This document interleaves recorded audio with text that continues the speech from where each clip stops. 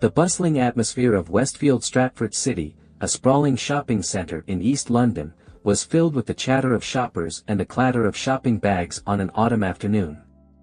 Detective Inspector Eleanor Ellie Davies of the Metropolitan Police, however, was not enjoying her rare day off. Her sharp, hazel eyes scanned the crowds. A habit ingrained from years on the force. She tucked her unruly, dark brown hair into a ponytail, attempting a casual look that clashed with the tailored blazer she wore over her jeans, a failed attempt at blending in. Suddenly, a commotion erupted near a stall selling artisanal crafts. A hulking figure, covered in tattoos, towered over a terrified stall owner. Mickey, the Brick, a known enforcer in the East End underworld, was clearly making a scene, his voice booming across the concourse. Two other thugs flanked him, smirking at the shopkeeper's distress. "You think you can shortchange me, old man?" Mickey roared, grabbing a delicate glass sculpture from the counter. "This ain't worth half what you're charging." Ellie sighed. So much for a peaceful afternoon. She moved with a practiced ease, her seemingly casual gait belying a coiled readiness. "All right, lads," she said, her voice calm but firm, "what seems to be the problem?" Mickey turned, a sneer twisting his lips. "Stay out of this. Love. This ain't your business." Intimidation and threatening behavior in a public place. "That makes it my business," Ellie retorted, her eyes flashing with a steely glint. She held up her warrant card, the metallic glint a stark contrast to the colorful surroundings. "Detective Inspector Davies, Met Police. Now, put the sculpture down." "Nice and easy." Mickey scoffed, but something in Ellie's unwavering gaze made him hesitate. He glanced at his companions, who suddenly seemed less confident. Before he could react, Ellie moved. It wasn't a flashy display of martial arts, but a series of swift, precise movements. A twist of Mickey's wrist, a well-placed elbow. And the heavy glass sculpture was safely back on the counter. His two companions moved to intervene, but found themselves quickly disarmed and sprawled on the floor, groaning. The crowd that had gathered watched in stunned silence, then broke into spontaneous applause. Ellie, slightly embarrassed, gave a curt nod. Mickey, his face contorted in pain and rage, scrambled to his feet. "You'll regret this, copper," he spat, before limping away with his cronies. As the commotion subsided, Ellie noticed a small, intricately carved wooden box that had fallen from Mickey's pocket. She picked it up, examining it closely. It was locked, but the craftsmanship was exquisite. Curiosity piqued, she slipped it into her bag. Back in her small, but cozy flat in Notting Hill, Ellie finally managed to pick the lock on the box. Inside, nestled on a bed of velvet, was a sleek, black mobile phone. It was an expensive, encrypted model, the kind favored by those who had something to hide. She powered it on. Surprised to find it wasn't password protected. A single, unread message was displayed on the screen: "Sterling, deals off. The heat is on. Get rid of everything." Ellie frowned. Sterling. The name was vaguely familiar. She scrolled through the phone's contacts and messages. There were numerous cryptic exchanges, references to artwork, transfers, and clients. The name Silas appeared frequently, always in the context of instructions and updates. She connected the phone to her laptop, using her own software to bypass any potential security measures. A quick search revealed a link to a cryptocurrency wallet, with a staggering amount of funds flowing in and out. This was no small-time crook. Ellie picked up her own phone and dialed. "Amy, it's Ellie. I need a favor." "Big one." On the other end of the line, Amelia Amy Chen, a data analyst for MI5, sighed. "Ellie, it's your day off. Can't it wait?" "I think I just stumbled onto something major," Ellie said, her voice laced with urgency. "Possible money laundering. Maybe even art theft." And the name, Sterling, keeps popping up. There was a pause. Arthur Sterling? Amy asked, her tone suddenly sharp. As in, Sterling Technologies. That's the one, Ellie confirmed. What do you know? He's been on our radar for a while, Amy said. Suspected of various shady dealings, but we've never been able to pin anything on him. He's got connections in high places. Very high places. Send me everything you've got, Ellie said. And see if you can trace the number that sent this message. Consider it done, Amy replied. But Ellie, be careful. Sterling is not someone to be trifled with. Ellie Davies hung up, staring at the phone on her desk. The image of Mickey, the brick's angry face flashed in her mind. But there was something in the text that made her unrationally believe this was far more complicated than its surface. The next morning, Ellie met Detective Dan Carter at a small, traditional pub in Shoreditch, a trendy area known for its street art and hipster vibe. Dan, a member of the Metropolitan Police's organized crime unit, was a mountain of a man, with a shaved head and a surprisingly gentle demeanor. He was known for his meticulous approach to investigations, a stark contrast to Ellie's more impulsive style. So, you think this Mickey the Brick is connected to Arthur Sterling? Dan asked, taking a sip of his pint. It's a long shot, but the phone, the message, it's too much of a coincidence, Ellie replied, pushing a printout of the cryptocurrency transactions across the table. Look at these amounts. We're talking millions. Dan studied the documents, his brow furrowed. Sterling's been careful. He's covered his tracks well. Most of these transactions are routed through shell corporations and offshore accounts. Amy's working on tracing them, Ellie said. But I think we need to get closer to the ground. This Silas character seems to be Sterling's right-hand man. They spent the next few hours going through police records, identifying known associates of Mickey the Brick. One name stood out. Fat Tony, a low-level enforcer known for his involvement in various petty crimes. Fat Tony frequents a betting shop in Bethnal Green, Dan said, pointing to a location on a map. Might be worth a visit. That evening, Ellie and Dan staked out the betting shop, a dingy establishment tucked away in a narrow side street. After a couple of hours, Fat Tony emerged, clutching a greasy paper bag. He glanced around nervously, then scurried down a dark alleyway. Ellie and Dan followed, keeping a discreet distance. The alleyway opened into a small, enclosed courtyard, surrounded by derelict buildings. Fat Tony stopped in front of a heavy metal door, marked with a faded 12. He knocked 3 times, paused, then knocked twice more.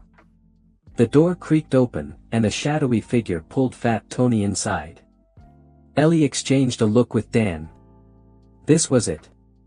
Ready? She whispered. Dan nodded, his hand resting on his holstered weapon. Let's do it. As they crept towards the door, they could hear muffled voices from inside. They exchanged a silent countdown, then burst through the door, weapons drawn. Inside, they found themselves in a vast, dimly lit warehouse. The air was thick with the smell of dust and something else, something metallic and strangely sweet. Stacks of wooden crates were piled high, reaching almost to the ceiling. The shadowy figure who had let Fat Tony in stood frozen, his eyes wide with surprise. Fat Tony, who had been in the process of opening a crate, dropped it with a crash. The contents spilled out, revealing not cash or drugs, but intricately framed paintings. Police! Don't move! Ellie shouted, her voice echoing through the cavernous space. The shadowy figure bolted, disappearing into the maze of crates. Dan gave chase, while Ellie focused on Fat Tony. He was sweating profusely, his hands trembling. Where's Silas? Ellie demanded, her voice hard. Fat Tony stammered, I don't know. I just deliver the stuff. Ellie grabbed him by the collar. Don't play dumb with me. Who's Sterling? Before Fat Tony could answer, a loud crash echoed from the back of the warehouse. Ellie spun around, her weapon raised. Dan reappeared, his clothes torn, a cut above his eye. He got away, Dan said, breathing heavily. But I saw, the crates, they're full of them. Masterpieces. Stuff that's been reported stolen for years. Ellie's eyes widened. This was bigger than she had imagined. They weren't just dealing with money laundering, they were dealing with a major art theft ring. Suddenly, the warehouse lights flickered and died, plunging them into darkness. A split second later, the sound of gunfire ripped through the air. Get down! Dan yelled, pulling Ellie behind a stack of crates. They were under attack. They returned fire, the flashes from their weapons illuminating the warehouse in brief, chaotic bursts. Ellie, using her special forces training, moved swiftly and silently, taking down 2 attackers with precise shots. Dan, providing cover fire, managed to wound a 3rd. The gunfire stopped as abruptly as it had begun. Ellie and Dan waited, their senses on high alert. The silence was broken only by the sound of their own breathing. Then, a voice echoed through the warehouse. Impressive, Detective Inspector. But you're out of your depth. Ellie recognized the voice. It was smooth, cultured, and laced with a hint of menace. Arthur Sterling. Come out, Sterling. Ellie shouted. We know it's you. A figure emerged from the shadows, his hands raised in a gesture of mock surrender. Arthur Sterling, impeccably dressed in a dark suit, stood calmly amidst the chaos. He looked exactly as Ellie had imagined him. Tall, with silver hair, sharp features and piercing blue eyes. I must say, I'm disappointed, Miss Davies, Sterling said, his voice dripping with sarcasm. I expected more discretion from Scotland Yard. We have enough evidence to put you away for a long time, Sterling, Ellie said, her gun trained on him. Money laundering. Art theft, conspiracy, the list goes on. Sterling chuckled. Evidence. You have nothing but the word of a few petty criminals. My lawyers will tear your case apart. We'll see about that, Dan growled, stepping forward. Sterling's smile vanished. You don't understand, do you? I have friends in high places. People who can make this all go away. Not this time, Sterling, Ellie said, her voice unwavering. Your luck has run out. Suddenly, the warehouse doors burst open again. But this time, it wasn't more of Sterling's men. It was a squad of uniformed officers, led by a stern-faced man in a dark suit, Chief Inspector Brian Thompson, Ellie's boss. Sterling, you're under arrest, Thompson said. His voice booming. Sterling's face turned pale. He had been betrayed. As Sterling was being led away in handcuffs, Thompson turned to Ellie, his expression a mixture of annoyance and grudging respect. Davies, you've caused me a major headache. But, well done. Ellie smirked. Just doing my job, sir.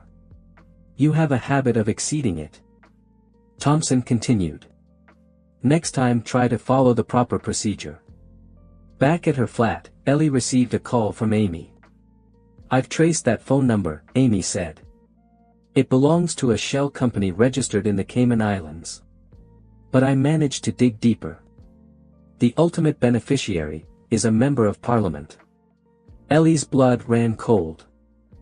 This was bigger than she had ever imagined. Sterling wasn't just a criminal mastermind, he was part of a network of corruption that reached the highest levels of power. She was about to answer when Dan called. Ellie, get down to HQ, we have an issue, said Dan. She got there as quick as she can. Dan was standing right outside her superior's office. What is it? Ellie asked, trying to catch her breath. Silas, the weasel, he is singing like a canary. He just gave us the names and contacts of half of Sterling's associates. They walked together into Thompson's office. Sitting by his desk, there was a short man, looking like he hadn't slept in weeks. Miss Davies. Mr. Carter, meet Mr. John Smith, Sterling's ex-associate. He decided to come forward and is going to help us with the investigation. Ellie looked at the man, and at that moment, she knew that they were barely scratching the surface. The arrest of Arthur Sterling and the exposure of his criminal network sent shockwaves through London society.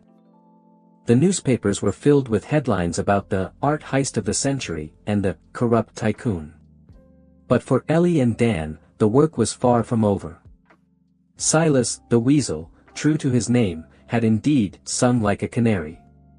He provided a wealth of information about Sterling's operation, including the names of corrupt officials, lawyers, and even members of the aristocracy who had been involved in the money laundering and art theft scheme. One name, in particular, caught Ellie's attention: Lord Harrington, a prominent member of the House of Lords and a close advisor to the Prime Minister. The evidence against him was circumstantial, but compelling. "We need to tread carefully," Dan warned. "Harrington is a powerful man. If we go after him without solid proof, we'll be playing right into his hands." Ellie knew Dan was right. But she couldn't shake the feeling that Harrington was the key to unraveling the entire network. She decided to take a different approach. She reached out to Sophie Jones, the investigative journalist who had initially been a thorn in her side. Sophie, intrigued by the story, agreed to help. She had her own sources, and her own methods of gathering information. Together, they began to piece together the puzzle, uncovering a trail of offshore accounts, shell corporations, and secret meetings. One evening, Sophie called Ellie with a breakthrough. "I've got something," she said, her voice excited. "A recording of a meeting between Harrington and Sterling. They're discussing the Ouroboros project." Ellie's heart skipped a beat. Ouroboros. The name from the encrypted files. "What is it?" "I don't know," Sophie said. "But it sounds big. And dangerous." Ellie and Dan met Sophie at a secluded cafe. Sophie played the recording. Harrington's voice was unmistakable, discussing the movement of large sums of money and the elimination of potential threats. "This is it," Ellie said, her eyes gleaming. "This is our smoking gun." But before they could celebrate, their phones rang simultaneously. It was Amy. "Ellie, Dan, you need to get out of there," Amy said, her voice urgent. "We've intercepted a communication. They know you have the recording. They're sending a team to silence you." Ellie and Dan exchanged a look. They were trapped. They got out of the cafe, but hitmen were waiting for them already. They ran. A fierce gunfight erupted in the narrow streets of London. Ellie and Dan, using their combined skills, managed to evade their pursuers, but they knew they couldn't keep running forever. They were outgunned and outnumbered. They managed to hide in an old church. "This is a dead end," Dan said. "Not yet," Ellie responded. "We need to show this to the world. They can't kill us all." Ellie looked at Sophie. She knew what needed to be done. With time running out, Ellie made a bold decision. She uploaded the recording to a secure server and sent the link to every major news outlet in the country, along with a detailed explanation of their findings. "They can't ignore this," she said, her voice filled with determination. "The truth is out there now." Within hours, the story exploded. The recording of Harrington's conversation was played on every news channel. The public outcry was immediate and overwhelming. The Prime Minister, facing mounting pressure, was forced to launch a full-scale investigation. Harrington and his co-conspirators were arrested, their careers and reputations ruined.